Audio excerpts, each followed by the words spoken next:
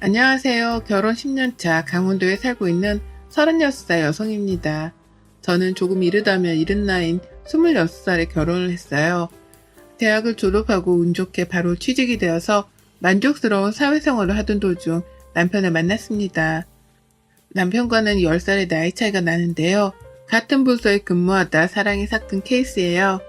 사실 남편은 제가 일하는 부서 팀장님이셨어요.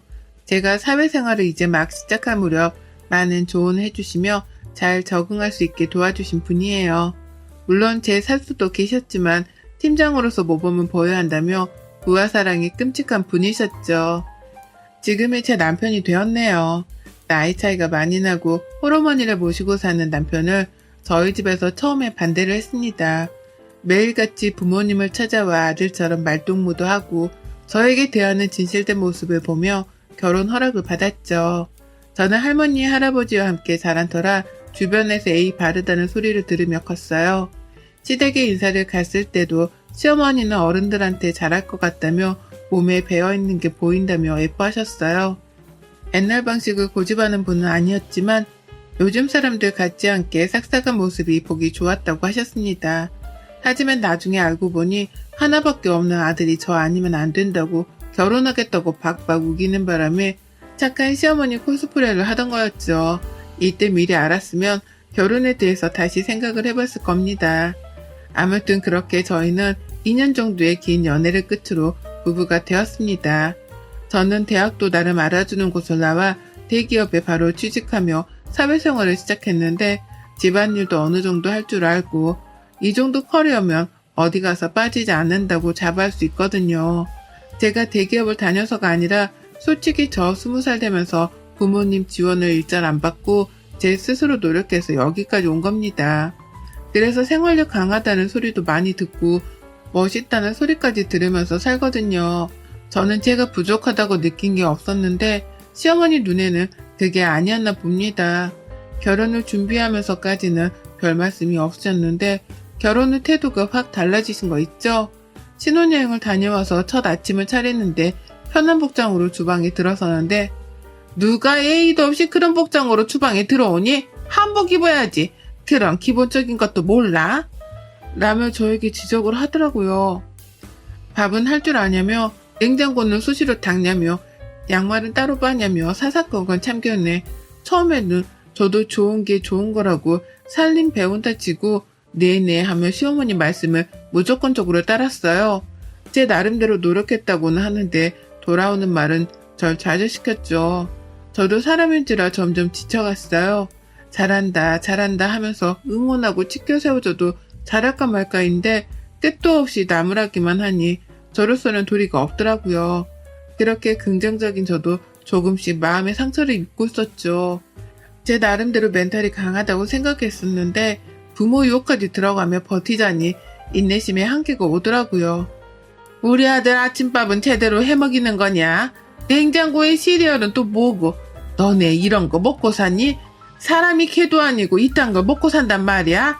반찬을 해다 주면 뭐하니? 내 귀한 아들 굶겨 죽이려고 작정을 했구나? 네가 제정신이니? 식대로는 모두 유기농을 쓰고 있는 거야? 어머니, 저도 일하고 그이도 일하다 보니 솔직히 아침은 먹기 버거워요. 그래서 간단히 시리얼 먹거나 토스트 먹을 때도 있고요. 그이도 아침에 밥 먹으면 속이 부대낀다고 그래서 죄송해요, 어머니. 너 앞으로 주말마다 와서 나한테 음식 배워라. 밥을 안 먹기는 왜 안 먹어? 집에 있을 때만 해도 늘 삼시세끼 내가 잘 차려줬는데 네가 하는 음식이 맛이 없는 게 아니냐? 우리 아들 입맛은 내가 잘하니 나한테 음식을 배우도록 해라. 도대체 원 할 줄 아는 게 있어야지. 어머니, 그러는 어머니가 먼저 알려주시면 되잖아요. 뭘 하기도 전에 이랬니 저랬니 혼내기만 하시면 제가 뭔 줄 알고 따라 배우고 어머니가 했던 거 그대로 해요? 그래, 너 말 한 번 잘했다. 좀 전에도 말했지만 내 말대로 나한테 음식 배워. 그렇게 저는 주말에 시댁에 끌려가다시피 해서 살림을 배웠습니다. 남편을 위한 길이라 생각했고 저도 이참에 살림을 제대로 배워두자 생각하고 힘들어도 꾹 참고 했습니다. 김장이며 명절 음식이며 다 나에게 이득되는 거라 생각하고 멍청하게 그 시간들을 버텼어요. 어느 날 시어머니가 저를 부르시더니 면전에 대고 아이 이야기를 하시더라고요. 너네는 결혼한 지가 언젠데 아직도 아이 소식이 없니? 너 몸에 무슨 문제 있는 거 아니니? 병원 가봐야 하는 거 아니니? 우리 집안테를 끊어놓으려고 작정을 했구나. 어머니, 제가 상진 씨랑 노력해볼게요. 저희가 일을 하다 보니 그놈의 일? 여자가 일을 해봤자 얼마나 한다고 그깟 일에 목을 맨다니? 너희 집도 여유가 좀 있던데 굳이 그 일을 해야 하니? 여자는 집에서 살림 잘하고 남편 내조에 힘써도 할 일 다 하는 거다. 시아버지가 남편이 어려서 일찍 돌아가신 덕에 시어머니는 홀로 남편을 키우셨습니다.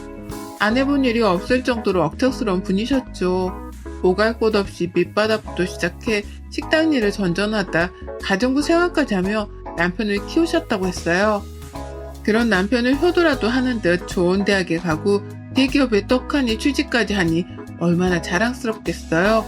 평일 주말 할 것 없이 시댁을 오가며 시집살이를 하는데 몸은 몸대로 처지고 너무 힘들더라고요. 어느 날 아침에 일어나기가 버거워 병원에 갔는데 임신 사실을 알았습니다. 이상하게 피로감이 몰려왔고 먹은 게 없는데 속이 너무 미식거려 위험인가 싶었어요. 임신했다는 사실이 조금 갑작스럽긴 했지만 남편에게 알려줬어요. 여보, 나 임신했어. 우리한테 아이가 생겼대. 이제 7주 정도 됐대. 오늘 심장 소리 듣고 왔어. 정말? 정말 임신이야? 여보, 정말 고마워.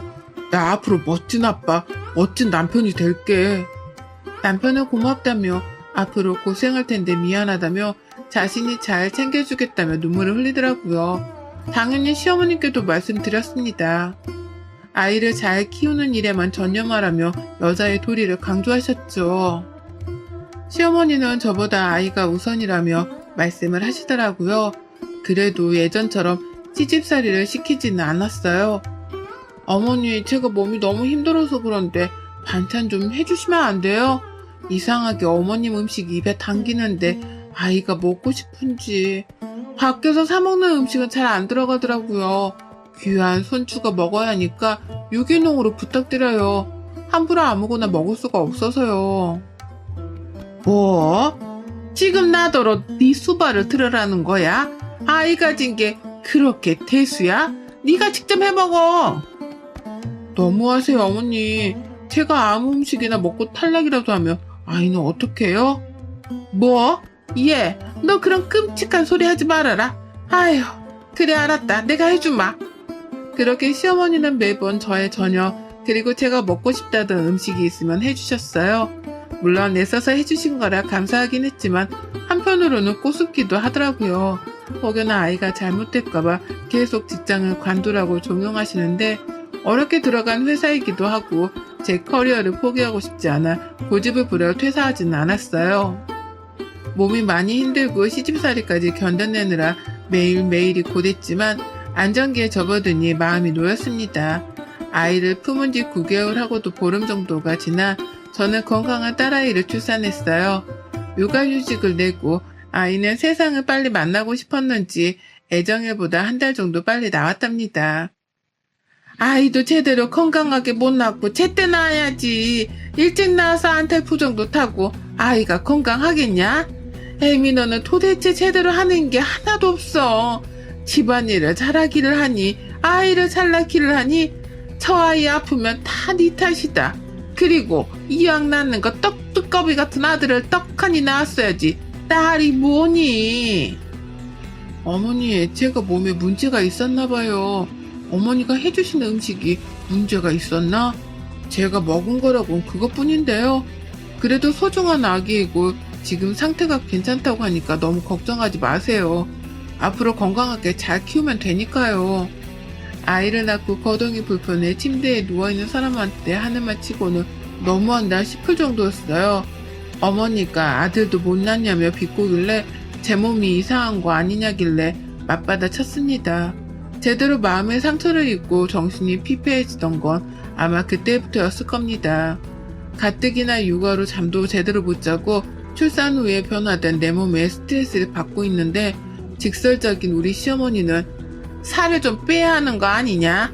나 때는 출산하고 다음날 이어고 와서 일했다. 모유 수유해라 라며 온갖 간섭질을 다 하더라고요.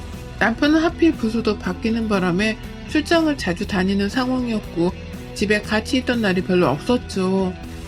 자기야, 나 너무 힘들어. 어머니도 상대하기 벅차고 조금 일찍 들어오면 안 될까? 미안해 여보. 지금 맡고 있는 프로젝트가 큰 건이라 나도 여보 도와주면서 같이 육아하고 싶지만 지금 그럴 수가 없어. 나중에 아기랑 같이 먹고 살려면 빠듯한데. 그럼 자기도 바쁘고 나는 혼자 있고 우는 애한테 신경질이라도 내니? 내가 과부니? 내가 미안하다고 했잖아. 왜 이렇게 애문하게 구는 거야?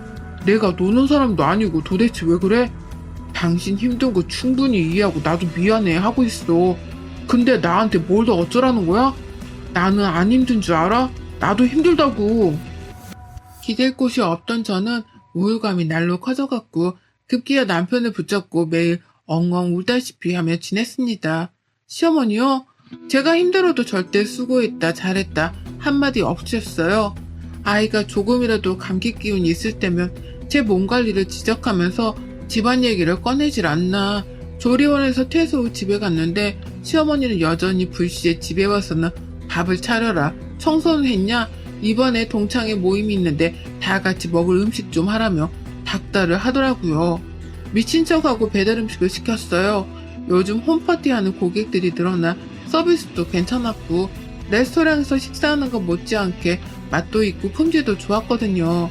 당연히 그걸 본 시어머니는 얼굴이 일그러지셨고 어머니의 동창분들이 가시고 저를 불러 세우더라고요. 순간 눈에 별이 번쩍했어요. 시어머니가 제 뺨을 쳤기 때문이죠. 우는 아이를 보며 잠든 아이를 보며 그저 아들을 못 낳은 아이를 건강하게 낳지 못한 건 내 탓이라 생각하며 겨우겨우 버텨내길 2년. 우울감은 극에 달했고 병원에 상담을 다니며 약을 처방받아 먹게 되었어요. 그랬더니 그마저도 정신병원에 미친 사람들만 가는 거 아니냐? 하며 막말을 하길래 더 이상은 못 참겠더라고요. 야근을 끝내고 집에 돌아온 남편을 기다렸다가 이혼을 통보했습니다. 어머니 말씀이 너무 지나치세요. 미친 사람들이라뇨. 말조심도 하셔야겠네요. 미친 건 안 돼 미쳤다고 하지. 왜? 뭐가 잘못됐니? 그래요. 다 제 탓이겠죠. 그렇게 애지중지하는 아들 그리고 손녀 데리고 잘 살아보세요. 저는 이쯤에서 빠져드릴 테니 뭐든지 잘하시는 분이니까 따로 말씀은 안 드릴게요. 그이랑 잘 상의해서 아이 유기농을 먹이면서 잘 키우시겠죠. 나중에 자라서 저처럼 부족한 여자 안 되려면 지금부터 미리 조기 교육이라도 시켜야겠네요. 수고하세요. 뭐? 너 그게 무슨 말버릇이야? 네 집에서 그렇게 가르치던 이런 버르장머리 없는 경우를 봤나? 야, 너 이리 안 와? 야? 지금 야라고 하셨어요? 저도 어머니 부모님이 지어주신 이름 있고요. 어머님한테 야라고 불린 만큼 그런 하찮은 존재 아니에요. 교육은 어머니가 못 받으신 것 같은데요. 지금 상당히 무례한 거 아시죠? 뭐 이런 게 다 있니? 하나밖에 없는 귀한 아들이랑 결혼하겠다고 왔을 때부터 마음에 안 들었어.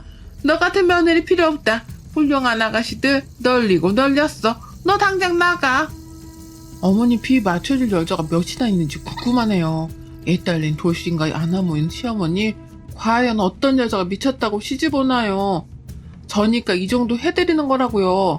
고개 겨운 줄 아세요.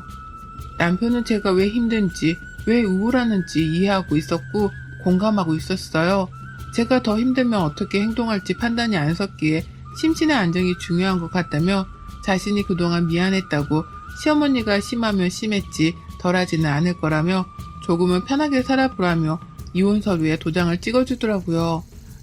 그동안 시어머니가 저한테 했던 행동들 남편이 몰랐던 건 아닙니다.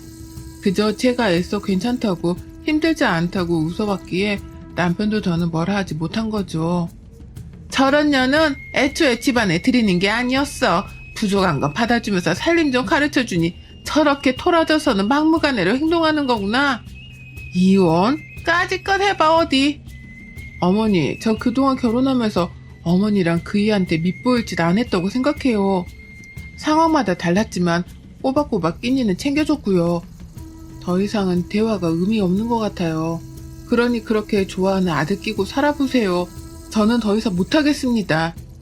내 인연, 네가 우리 집안을 무시해도 유분수지? 네가 얼마나 잘 사는지 두고 보자. 이 못된 것 같은 이라고. 저도 지쳤어요. 질렸다고요. 도와달라 할 때 도와주긴 하셨어요? 아이 한 번이라도 봐주신 적 있으셨냐고요. 그이 삼시세끼 밥 차려주라 해서 그렇게 했고요. 제 고집 피우면서 회사 다니고 욕먹을 때도 저 가만히 있었어요.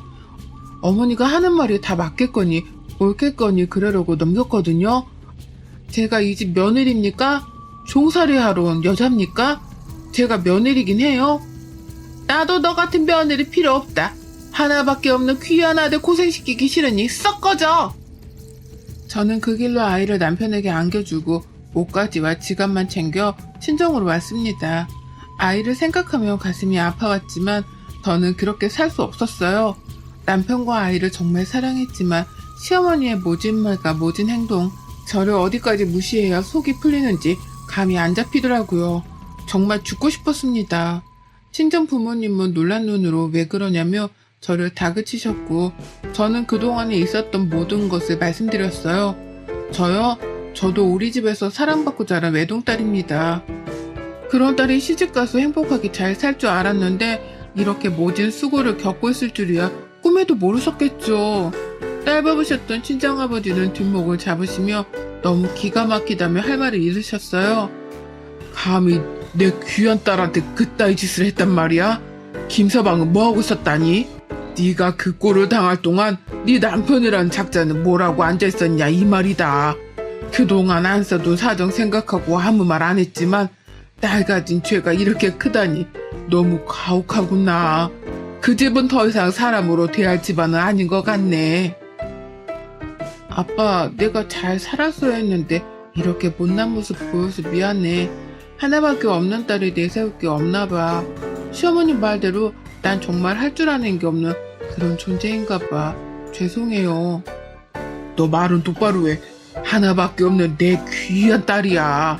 애지중지 해가며 나이 많은 놈한테 시집간다고 할 때 네가 좋으면 그만이었다. 네 스스로 네 가치를 매기지 말렴. 남편을 사랑하는 마음이 없던 건 아닙니다. 남편이 미워서 이혼한 게 아니에요. 시어머니의 모든 행동들과 모든 말들이 저를 고립시켰고 저를 피폐하게 만들어갔죠. 아마 그 집에 더 있었더라면 저는 안 좋은 생각까지도 했을 겁니다. 그렇게 친정에서 지내게 된 지 몇 년의 시간이 흘렀어요. 남편은 꾸준히 아이의 근황을 사진으로 보내주고 있었어요. 아이는 유치원에 다니고 있고 저는 남편과 다니던 회사에 사표를 낸 뒤 이직을 하기 위해 구직활동을 전전해야 했어요. 면접을 보러 갈 때마다 번번이 퇴짜를 맞았는데 우연히 장명소에서 사무보조직원을 구했고 면접을 봤는데 당장 다음날부터 나올 수 있냐고 하는 겁니다. 그래서 흔쾌히 알았다 하고 첫 출근을 앞두고 있었죠. 전 남편에게 전화가 오더니 시어머니가 돌아가셨다며 장례식에 와줄 수 없겠냐고 하는 겁니다. 정말 가기 싫었어요. 시어머니 생각만 해도 치가 떨렸으니까요. 하지만 전화기 너머로 들리는 남편의 울음소리를 외면할 수 없었습니다. 수민 엄마, 어머니 오늘 새벽에 돌아가셨어. 수민이 많이 보고 싶어 하셨는데 그동안 왜 연락 안 하셨는지 몰라. 이혼한 마당에 며느리랬던 사람한테 무슨 말을 듣고 싶어서 전화하셨겠어? 나 같아도 안 할 것 같아. 어머님은 어쩌다 돌아가신 거야? 지금 와서야 하는 말이지만 나 너무 힘들었어. 엄마도 많이 후회하시더라. 당신 볼 면목 없다면서. 그런데 그놈의 자존심이 뭔지 끝까지 연락 안 하시고 마음의 병인지 앓다가 돌아가셨어.